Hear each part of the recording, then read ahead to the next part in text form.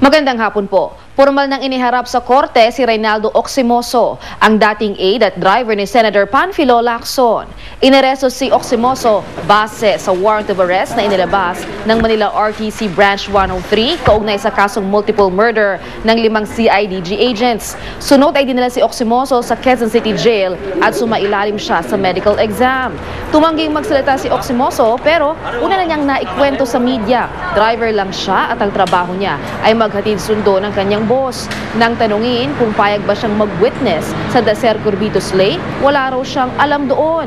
Ayon sa Bataan Police, ilang buwan nilang minanmanan si Oximoso. Napag-alaman nilang pupunta siya sa puntod ng kanyang mga magulang sa barangay Binukawan, Bagac, kaya inaresto siya roon. Samantala, pinaiimbestigahan na ng Department of Justice sa NBI si Oximoso kung may nalalaman nito sa Dacer Curbito murder case. Ayon kay Justice Secretary Laila de Lima, napag-alaman niyang nagtatrabaho pa si Oximoso kay Lacson nung nangyari ang pagpaslang.